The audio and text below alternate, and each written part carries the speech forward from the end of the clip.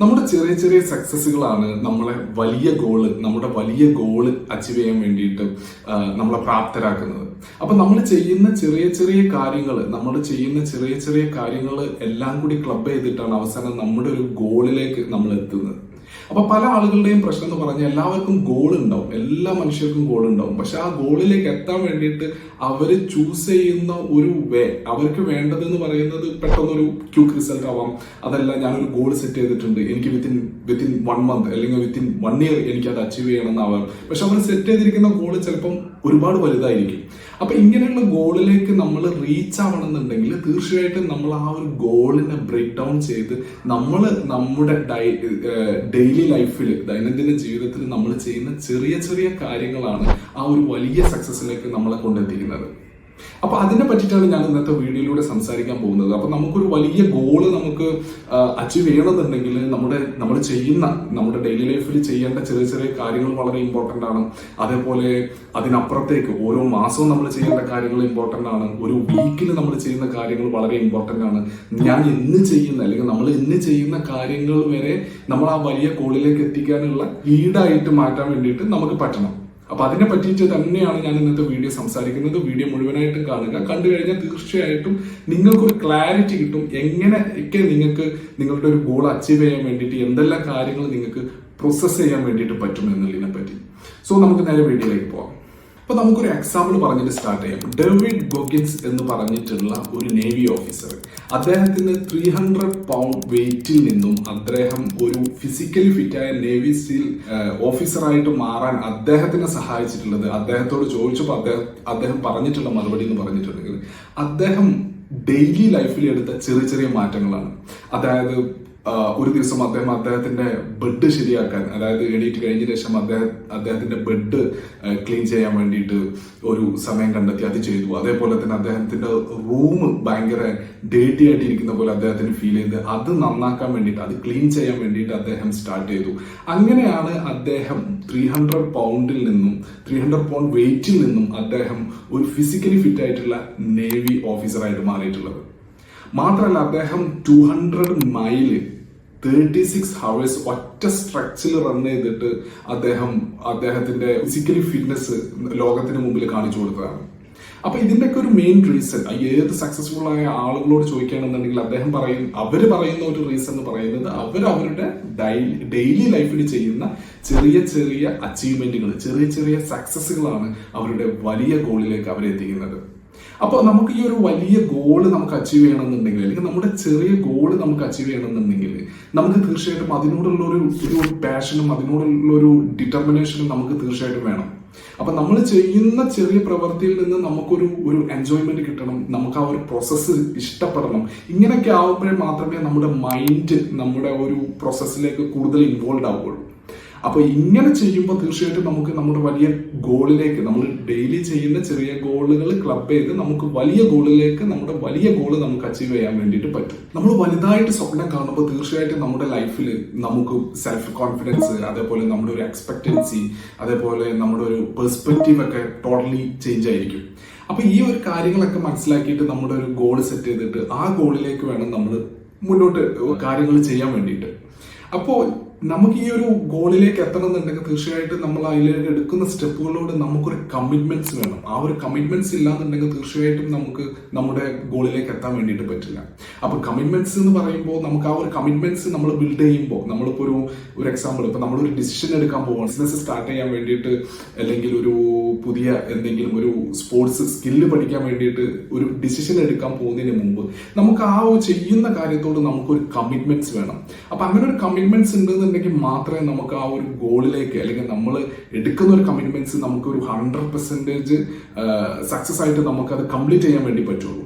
ഈ കമ്മിറ്റ്മെന്റ്സിനെ നമുക്ക് actually 4 divide ചെയ്തിട്ട്, ഈ കമ്മിറ്റ്മെന്റ്സ് എന്ന് പറയുന്നത് ആക്ച്വലി 4 സ്റ്റേജാണ്. ആ 4 സ്റ്റേജ് എന്തെല്ലാമാണെന്നാണ് ഞാൻ ഇനി പറയാൻ പോകുന്നത്. അപ്പൊ ഈ 4 സ്റ്റേജ് നിങ്ങൾക്ക് നോക്കിയിട്ട്, ഈ 4 സ്റ്റേജിൽ ഏത് സ്റ്റേജിലാണ് നിങ്ങൾ ഇപ്പോൾ ഉള്ളത് എന്ന് നോക്കിയിട്ട് അതിനനുസരിച്ചിട്ട് നിങ്ങൾക്ക് ഇമ്പ്രൂവ് ചെയ്യാൻ വേണ്ടിയിട്ട് പറ്റും. ഇതിൽ ഒന്നാമത്തെ കാര്യം എന്ന് പറയുന്നത് പാർട്ടിസിപ്പേറ്റിംഗ് ആണ്, രണ്ടാമത്തേത് ലേണിംഗ്, മൂന്നാമത്തേത് കോമ്പീറ്റിംഗ് ആൻഡ് നാലാമത്തേത് നമ്മുടെ വിന്നിങ്. ഇതാണ് ഇതിന്റെ 4 സ്റ്റേജ്. അതിൽ ഒന്നാമത്തെ കാര്യം എന്ന് പറയുന്നത് പാർട്ടിസിപ്പേറ്റിംഗ് എന്ന് പറയുന്നത് ഒരു നിങ്ങൾക്ക് ഇപ്പൊ മിക്ക ആളുകളും ഈ ഒരു സ്റ്റേജിൽ ഉണ്ടാവും. കാരണം എന്താന്ന് പറഞ്ഞാൽ അവർക്കൊരു ഗോൾ ഉണ്ടാവും. പക്ഷെ ആ ഒരു ഗോളിലേക്ക് എടുക്കാനുള്ള അതിനെപ്പറ്റി ആലോചിക്കുമ്പോൾ അവർക്ക് ഭയങ്കര സന്തോഷം ഉണ്ടാവും. അതിന് വേണ്ടിയിട്ട് ചെയ്യാൻ പോകുന്ന ചെറിയ ചെറിയ കാര്യങ്ങളൊക്കെ ആലോചിച്ചിട്ട് അവർ ഭയങ്കര ജോയ്ഫുൾ ആയിരിക്കും. പക്ഷെ അത് ചെയ്യാൻ സ്റ്റാർട്ട് ചെയ്യുന്ന സമയത്ത് അവർ വർക്ക് എടുക്കാൻ സമയമാവുമ്പോൾ വർക്ക് എടുത്തു തുടങ്ങുമ്പോൾ അവരുടെ ആ ഒരു ജോയ്, അവരുടെ ആ ഒരു സന്തോഷം അവർക്ക് നഷ്ടപ്പെടും. അപ്പൊ അങ്ങനെ വരുന്ന സമയത്ത് എന്താണെന്ന് പറഞ്ഞാൽ അവർ അവിടുന്ന് അത് ക്വിറ്റ് ചെയ്യും. കാരണം അവർക്ക് മുന്നോട്ട് പോകാൻ കഴിയില്ല. കാരണം നമ്മൾ ചെയ്യുന്ന ഒരു പ്രവൃത്തിയിൽ നമുക്ക് എൻജോയ്മെന്റോ അല്ലെങ്കിൽ നമുക്കൊരു ഫണ്ണോ കിട്ടിയിട്ടില്ല എന്നുണ്ടെങ്കിൽ നമുക്കത് ഫർദർ മുന്നോട്ട് പ്രൊസീഡ് ചെയ്യാൻ വേണ്ടിയിട്ട് പറ്റില്ല. അപ്പൊ ഈ ഒരു സ്റ്റേജ് 1 പാർട്ടിസിപ്പേറ്റ് ചെയ്യുന്ന മിക്ക ആളുകൾക്കുള്ള ഒരു പ്രശ്നം എന്ന് പറഞ്ഞാൽ അവർ പാർട്ടിസിപ്പേറ്റ് ചെയ്യും, അവരുടെ ഗോളിൽ അവർ പാർട്ടിസിപ്പേറ്റ് ചെയ്യും, പക്ഷെ അവരുടെ ആ ഒരു ഫൺ നഷ്ടപ്പെടുമ്പോൾ അവർ തീർച്ചയായിട്ടും അത് ക്വിറ്റ് ചെയ്യും. രണ്ടാമത്തെ കാര്യം എന്ന് പറയുന്നത് ലേണിംഗ് ആണ്. ഈ ലേണിംഗ് കൊണ്ട് ഉദ്ദേശിക്കുന്നത് എന്താന്ന് പറഞ്ഞാൽ ഇവിടെ കുറച്ചും കൂടി മെച്ചോർഡ് ആയിരിക്കും. ആളുകൾക്ക് ആ പുതിയ കാര്യങ്ങൾ പഠിക്കാനുള്ള ഒരു ആഗ്രഹം ഉണ്ടാവും. അവര് പഠിച്ചു തുടങ്ങിയിട്ട് അവർക്ക് എങ്ങനെയും അടുത്ത സ്റ്റേജിലേക്ക് പോകണം എന്നുണ്ടാവും. പക്ഷെ ഈ രണ്ടാമത്തെ കാര്യത്തിൽ ഈ ലേണിംഗിലേക്ക് എത്തുന്ന സമയത്ത് അവർക്കൊരു പ്രോപ്പർ ആയിട്ടുള്ള ഒരു നോളജ് കിട്ടിയിട്ടില്ല എന്നുണ്ടെങ്കിൽ അവരുടെ ഫണ്ടമെന്റൽ എന്ന് പറയുന്നത്, അവരുടെ കോർ എന്ന് പറയുന്നത് ആ ഒരു രണ്ടാമത്തെ സ്റ്റേജിൽ മാക്സിമം നല്ല രീതിയിൽ അതിന്റെ ഫണ്ടമെന്റൽസ് പഠിക്കാന്നുള്ളതാണ്.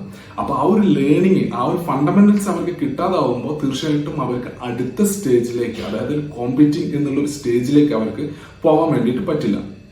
അപ്പൊ ഈ കോമ്പീറ്റിംഗ് സ്റ്റേജ് എന്ന് പറയുന്നത് കുറച്ചും കൂടി മെച്ചോർഡ് ആയിട്ട് ആളുകൾ കുറച്ചും കൂടി അവരുടെ മൈൻഡ് സെറ്റ് കുറച്ചും കൂടി സ്ട്രോങ് ആയിരിക്കും. ഒരു പബ്ലിക്കിന്റെ അടിയിൽ ചിലപ്പം അവർ ഓൾറെഡി പാർട്ടിസിപ്പേറ്റ് ചെയ്തിട്ടുണ്ടാവും. അപ്പൊ ഇങ്ങനെയൊക്കെ ആവുമ്പോൾ അവർക്ക് മനസ്സിലാവും, ഓക്കെ, ഞാൻ കുറച്ചും കൂടി എഫേർട്ട് ഇടേണ്ടതുണ്ട്, ഞാൻ കുറച്ചും കൂടി ബെറ്റർ ആയിട്ട് പെർഫോം ചെയ്യേണ്ടതുണ്ട്. അപ്പൊ ഇങ്ങനെ ഒരു മൈൻഡ് സെറ്റിലേക്ക് വരാൻ വേണ്ടിയിട്ട് അവർ കുറച്ചും കൂടി കൂടുതൽ സമയം അവരുടെ പ്രാക്ടീസിന് വേണ്ടിയിട്ട് അവർ ഉപയോഗിക്കും. പുതിയ കാര്യങ്ങൾ കുറച്ചും കൂടി കൂടുതൽ പഠിക്കാൻ വേണ്ടിയിട്ട് അവരുടെ സമയത്ത് ഉപയോഗിക്കും. അപ്പൊ ഇങ്ങനെയൊക്കെ ചെയ്തിട്ട് ഒരു കോച്ചിനെ, ഒരു പ്ലെയർ, ഇപ്പോൾ ഒരു ഫുട്ബോൾ കളിക്കാൻ വേണ്ടിയിട്ടാണെന്നുണ്ടെങ്കിൽ, ഒരു ക്രിക്കറ്റ് കളിക്കാൻ വേണ്ടിയിട്ട് അതിന്റെ സ്കില്ല് ബിൽഡ് ചെയ്യാൻ വേണ്ടിയിട്ടാണെന്നുണ്ടെങ്കിലും അവർക്കൊരു കോച്ച് ഉണ്ടാവും. അതിനൊരു ഫിക്സഡ് ഷെഡ്യൂൾ, സമയമൊക്കെ ക്രിയേറ്റ് ചെയ്തിട്ടായിരിക്കും അവർ പ്രൊസീഡ് ചെയ്യുന്നത്. അപ്പൊ ഈ ഒരു സ്റ്റേജ് എന്ന് പറഞ്ഞിട്ടുണ്ടെന്നുണ്ടെങ്കിൽ ഭയങ്കര ഒരു കോമ്പറ്റീവ് മൈൻഡ് സെറ്റ് ആയിരിക്കും അവർക്ക് ഉണ്ടാവുക. അത് കഴിഞ്ഞിട്ട് നാലാമത്തെ സ്റ്റേജ് എന്ന് പറയുന്നത് വിന്നിങ് മൈൻഡ് സെറ്റ് ആണ്. ഈ വിന്നിങ് മൈൻഡ് സെറ്റിലേക്ക് നിങ്ങൾ എത്തുക എന്ന് പറഞ്ഞിട്ടുണ്ടെങ്കിൽ ഇവിടെ നിങ്ങൾ കംപ്ലീറ്റ്ലി ചേഞ്ച്ഡ് ആണ്. നിങ്ങളുടെ മൈൻഡ് സെറ്റ്, നിങ്ങളൊരു പെർസ്പെക്റ്റീവ് കംപ്ലീറ്റ് മാറിക്കഴിഞ്ഞു. കാരണം നിങ്ങൾക്ക് ഇവിടെ എങ്ങനെയെങ്കിലും ജയിച്ചേ പറ്റൂ.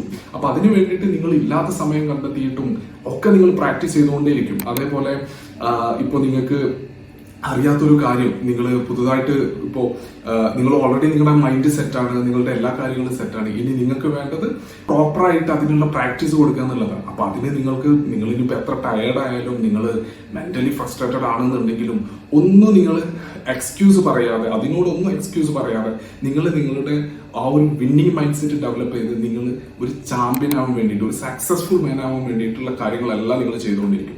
സോ ഈ ഒരു 4 സ്റ്റേജിൽ ഏത് സ്റ്റേജിലാണെന്നുണ്ടെങ്കിലും നിങ്ങൾക്ക് ഇതിൽ ഡെവലപ്പ് ചെയ്യാനുള്ള സ്റ്റേജുകളുണ്ട്. ഇപ്പോൾ ഫസ്റ്റ് സ്റ്റേജ് എന്ന് പറഞ്ഞിട്ടുണ്ടെങ്കിൽ തീർച്ചയായിട്ടും നമ്മൾ ഗോളിൽ പാർട്ടിസിപ്പേറ്റ് ചെയ്യണം.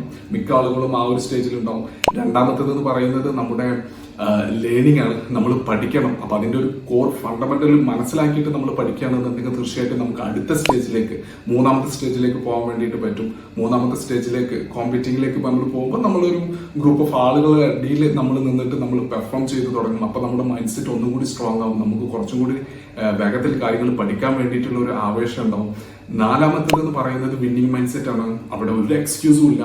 നിങ്ങൾ വരും, നിങ്ങൾ വർക്ക് ചെയ്യും, നിങ്ങളുടെ ആ ഒരു വിന്നിങ് മൈൻഡ് സെറ്റ് നിങ്ങൾ ബിൽഡ് ചെയ്തിട്ടുണ്ടാവും.